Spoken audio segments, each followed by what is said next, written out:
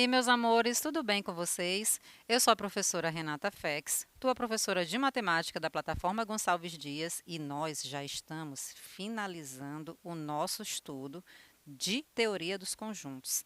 Neste primeiro momento, né, de dois que nós teremos, nós estamos trazendo questões do Enem e de concursos, tá? Para você já ir, ó, se habituando, qual é o tipo de questão que aparece, geralmente o que é cobrado nesse tipo de exame, né? E aí a gente já vai se acostumando, né, com esse formato de questão e tudo.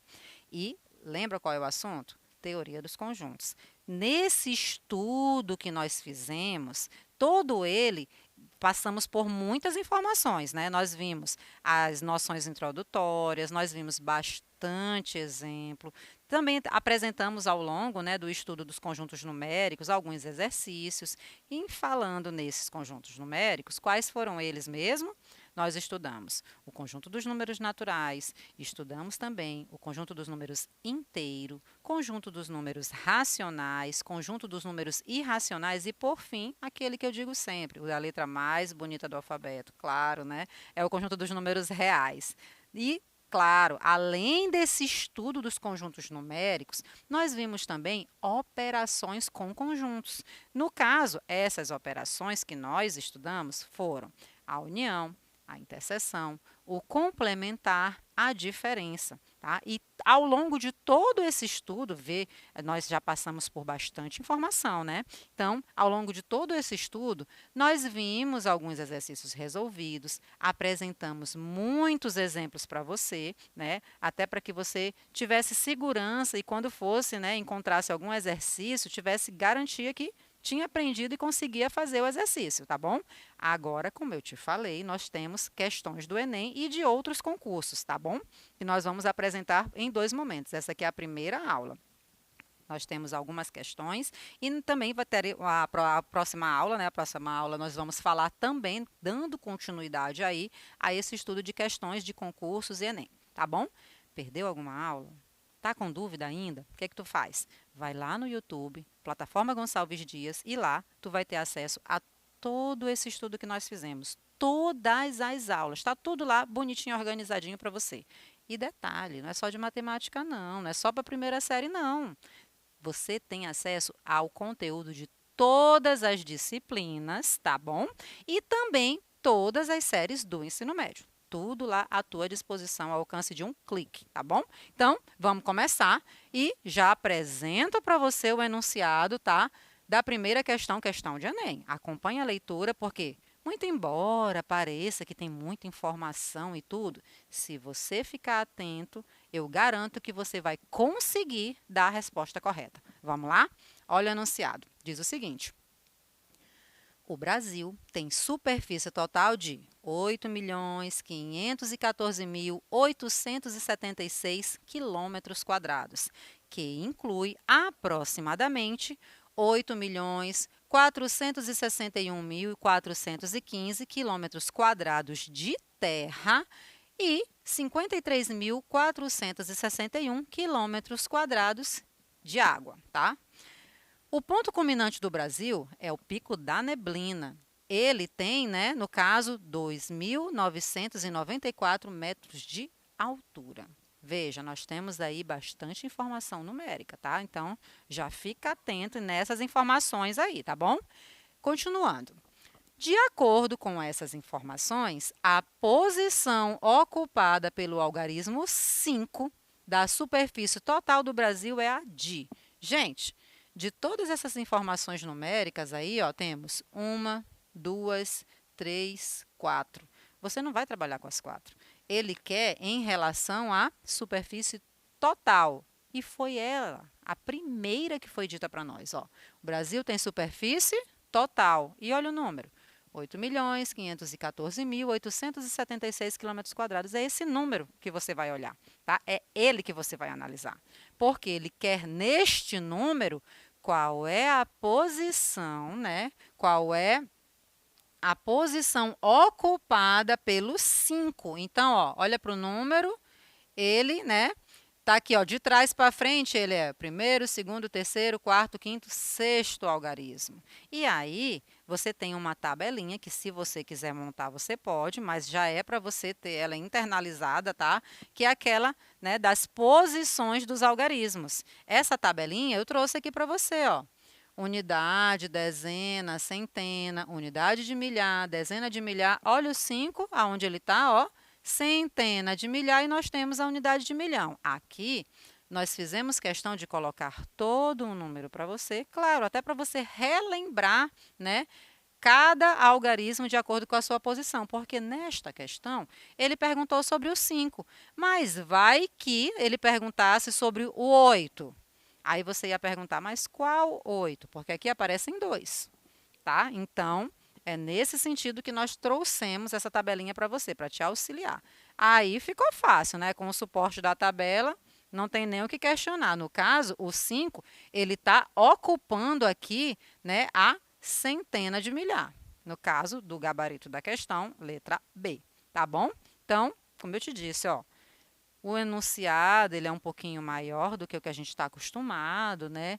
Te deu algumas informações que você nem precisou usar, tá? Com a leitura atenta, você já identificou qual era a informação que você ia trabalhar e, a partir dessa informação, pronto.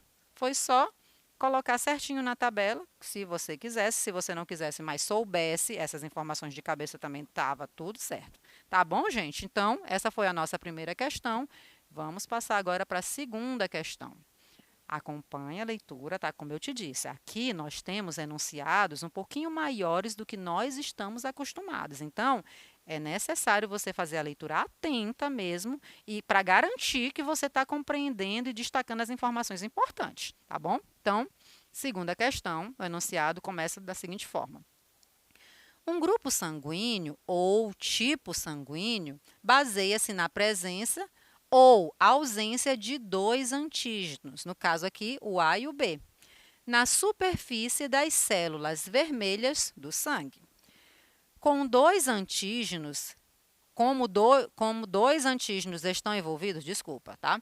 Os 4 tipos sanguíneos distintos são. Então, são os tipos que nós, né, conhecemos. Quais são eles? Tipo A, nele tem presente apenas o antígeno A.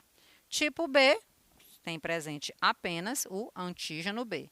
No tipo AB, ambos os antígenos estão presentes, tá? E, por fim, o tipo O não tem nenhum dos 2 antígenos, nem o A, nem o B. Certinho? Vamos continuar aí a leitura. Foram coletadas amostras de sangue de 200 pessoas e, após análise laboratorial, foi identificado que em 100 amostras está presente o antígeno A, em 110 amostras há presença do antígeno B e em 20 amostras nenhum dos antígenos está presente. Dessas pessoas que foram submetidas à coleta de sangue, o número das que possuem o tipo sanguíneo A é igual a letra A, 30, letra B, 60, letra C, 70, letra D, 90 e, por fim, na letra E temos 100. Veja, pela leitura aqui, né, como ele está perguntando o tipo sanguíneo A, e já foi até mencionado, né, essa informação, ó, foi identificado que em 100 amostras está presente o antígeno A. Isso aqui, na leitura assim rápida, você olhou assim, resposta 100. Pronto, próxima. Não. Não, calma. Calma que não é assim. Lembra que teve toda uma explicação, tá? Dessas 100 aí, lembra que ele falou de 4 tipos sanguíneos? Então, eu não posso simplesmente fazer nessa leitura rápida já associar minha resposta a essa quantidade aí. Não, calma. Olha só, olha como é que a gente vai fazer. Aqui, já comecei, né, com a montagem do diagrama de Venn, e nesse diagrama, ó, eu tenho o conjunto correspondente às pessoas que são tipo sanguíneo A. Tenho também o conjunto que corresponde às pessoas que que são do grupo sanguíneo B, né? Tem tipo B sangue. Tem uma região em comum. Lembra que foi falado lá que a região em comum, nesse caso aqui para nós, nessa representação, é justamente aquelas pessoas, são justamente as pessoas que possuem o tipo sanguíneo AB, ou seja, tem antígeno A e antígeno B? Então, gente, eu não poderia esquecer desse grupo de pessoas. E detalhe, foi dito também mais uma informação, que tem aquele grupo de pessoas, e é nesse grupo que eu me encaixo, eu sou tipo O, que eu não tenho nem antígeno A e nem antígeno B, tá? Então, se eu não tenho nenhum dos dois, eu sou tipo O. Pronto.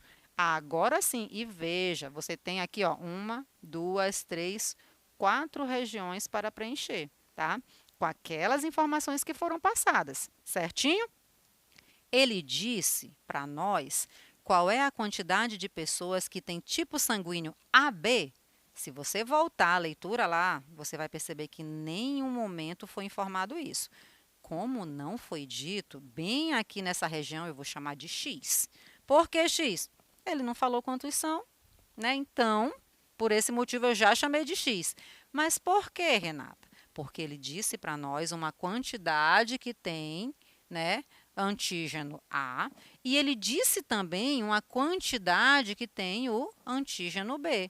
E, gente, eu preciso, né, para garantir a quantidade de pessoas especificamente do antígeno A, sem a interseção, ou se fosse, né, também perguntando sobre o antígeno B, sem a interseção, eu precisaria fazer aquela subtraçãozinha. Lembra dela? Nós já vimos em exercícios anteriores que quando eu tenho essas regiões assim, que eu preciso descobrir exatamente, né, tirando a interseção, a subtração ela é importante, ela precisa ser feita, tá? Então, nesse caso aqui, ó, que tem especificamente o antígeno A.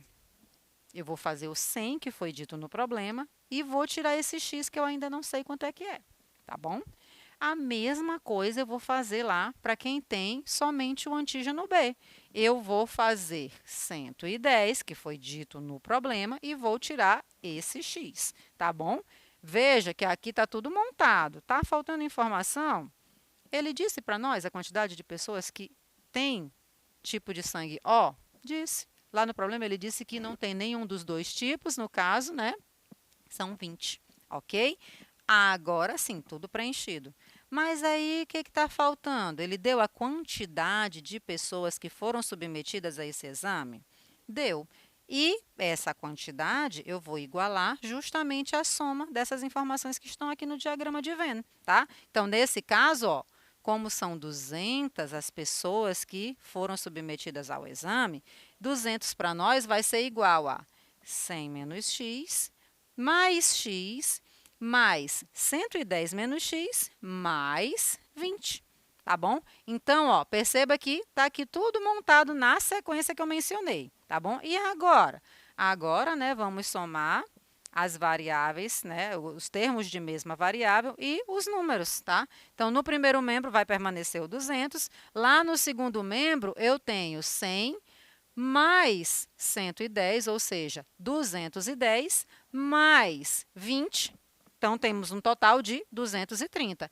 E lá, com o x, o que aconteceu? Ó, o primeiro negativo, o segundo positivo, um eliminou o outro, sobrou só o menos x. Então, a nossa expressão ficou 200 igual a 230 menos x. Gente, se eu trouxer o x lá do segundo membro para o primeiro, e se eu levar o 200 do primeiro membro para o segundo membro, eu já descubro o valor de x, certo? Então, esse x para nós vai ser justamente o 230 menos o 200. E quanto é que dá isso? Muito difícil essa conta, né, gente? Olha só, 230 menos 200, sobrou 30.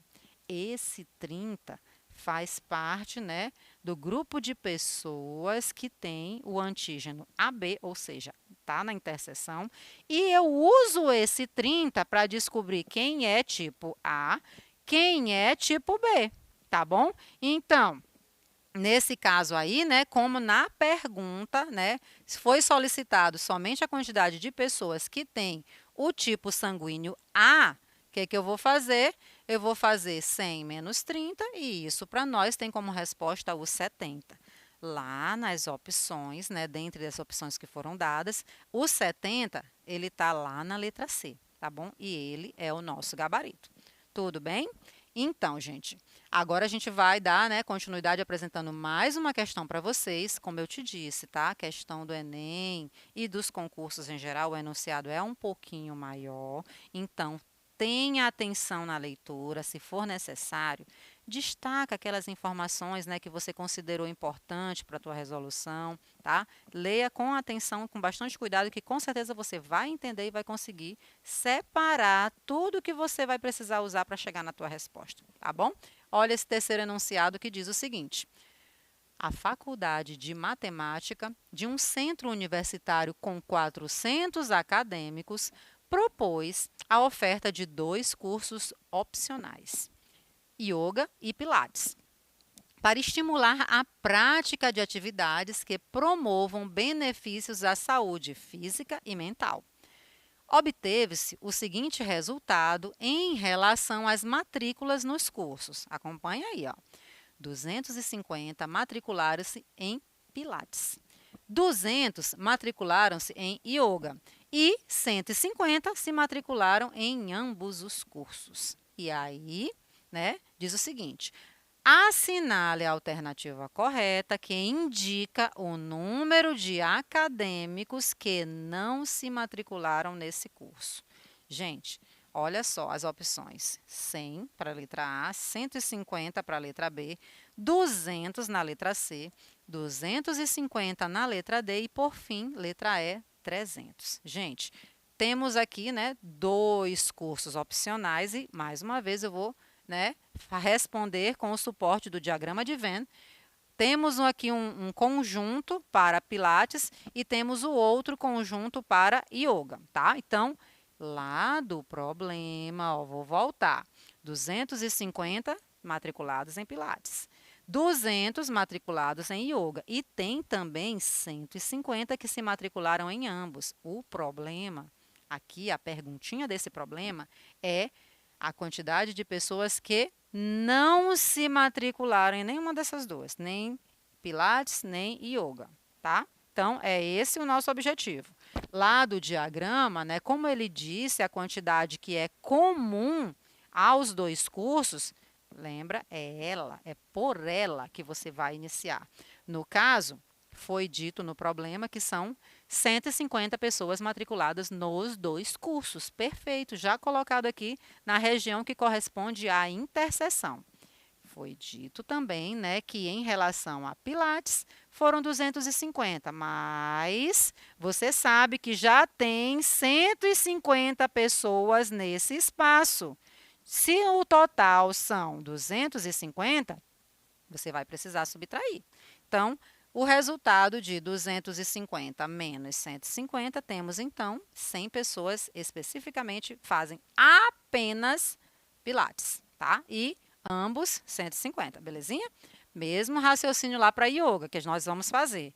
Ele disse lá no problema que são quantos? Ele disse que são 200. Ora, mas aqui a região total é de 200 pessoas. Já tem nessa região 150. Ou seja, eu vou precisar subtrair.